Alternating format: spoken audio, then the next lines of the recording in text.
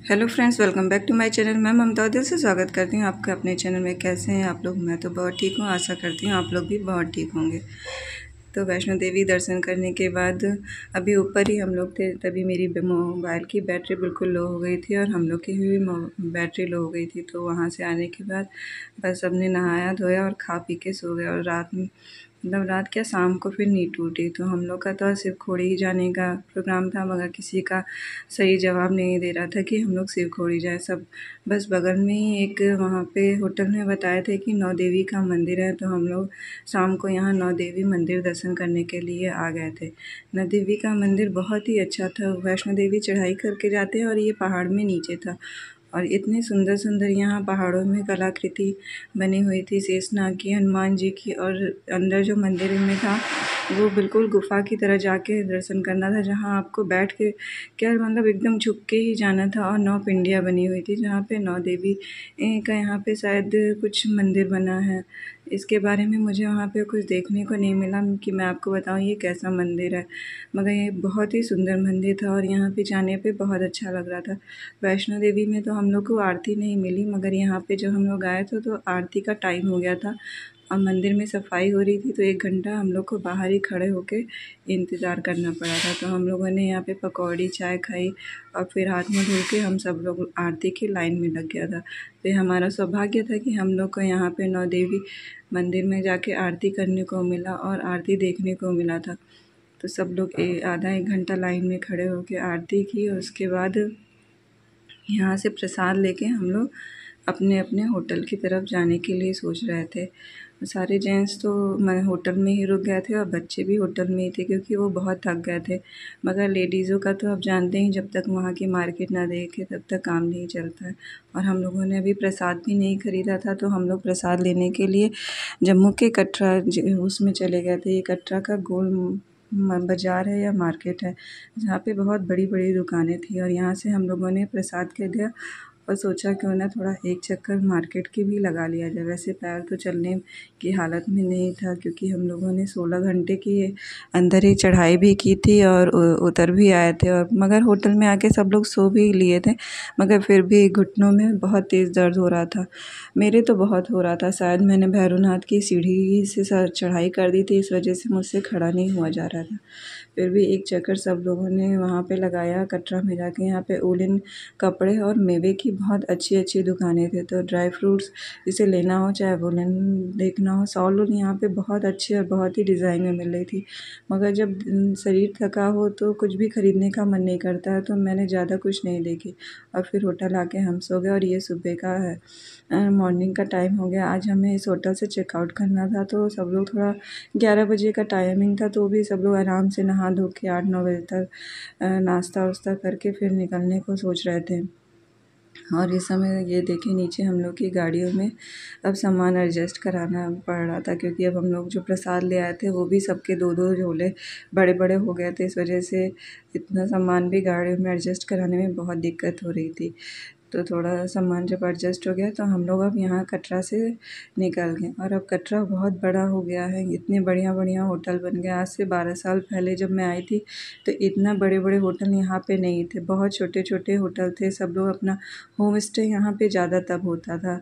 अब तो यहाँ मुझे देख के लगा ही नहीं कि मैं उसी कटरा में आई हूँ जिस कटरा में मैं 12 साल पहले आई थी। फिर यहाँ से देखिए माता जी का, वैष्णो देवी का मंदिर यहाँ से दिख रहा था। तो मैंने बस उनसे यही प्रार्थना की थी कि हम हर साल हम लोगों को प्लीज़ बुलाइएगा, क्योंकि आप बहुत दिन लगा देती हैं बुलाने में, और ऐसे बिना प्लान के तो मत बुलाएगा। प्लान रहता है तो हम लोग पहले से बुकिंग करके आते हैं। होटलों में बुकिंग करके जाओ तो ज़्यादा दिक्कत नहीं होती है।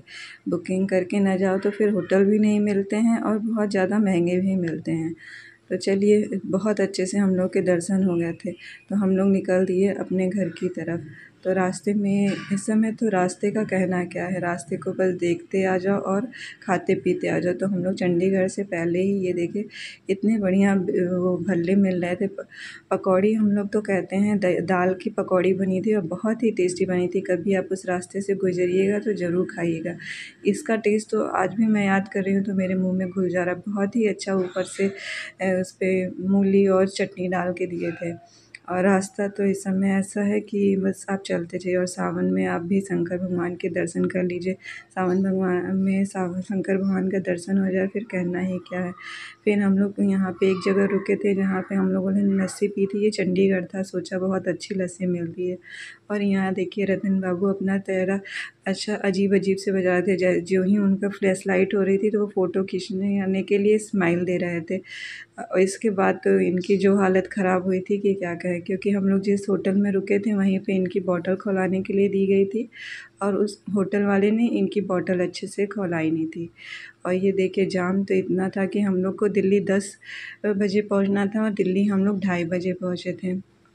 और इसी में रतन और अनमोल की इतनी ज़्यादा तबीयत भी ख़राब हो गई थी। जितने भी छोटे बच्चे थे उनको बहुत ज़्यादा उल्टी हो रही थी क्योंकि इन लोग को फूड इन्फेक्शन हो गया था बॉटल अच्छे से ना खुलाने की वजह से। इनको इतनी ज़्यादा उल्टियाँ शुरू हो गई थी तो किसी तरह बस हम लोग इस ढाबे पे रुके थे कि जिनको जो कुछ खाना हो खा लें, थोड़ा फ्रेश हो। तो फिर सबने बिल्कुल सिंपल सा दाल रोटी और सब्ज़ी खाया। बहुत लोग खाएँ, बहुत लोग नहीं खाएँ। फिर उसके बाद हम लोग दिल्ली पहुँच गए 2:30 बजे रात में। खाना खा के आए ही थे, बस सब लोग थोड़ा सा इधर उधर टहल के अब सब लोग सोने चला गया था। तो मेरी बड़ी मौसी यहीं दिल्ली में नोएडा में रहती थी तो हम लोग वहीं रुक गए थे। इनकी कॉलोनी बहुत अच्छी है, बहुत बड़ी कॉलोनी है। इनके यहाँ का ये ग्राउंड देखिए कितना बड़ा है। बच्चों को खेलने के लिए, बड़ों को एक्सरसाइज के लिए कहीं जाना ही नहीं है। बहुत ही सेफ्टी के साथ यहाँ पे बच्चों को आप अकेले छोड़ सकते हैं। शायद हमारे यूपी में ऐसा कहीं नहीं होगा जितना मतलब यहाँ की जितनी हरियाली थी यहाँ तो मुझे कहीं देखने को नहीं मिली। नोएडा में जितनी हरियाली मुझे दिखी यहाँ यूपी में अब बिल्कुल भी नहीं है, क्योंकि अब नोएडा के लोग समझ चुके हैं कि हमको हरियाली की ज़रूरत है, पौधों की ज़रूरत है।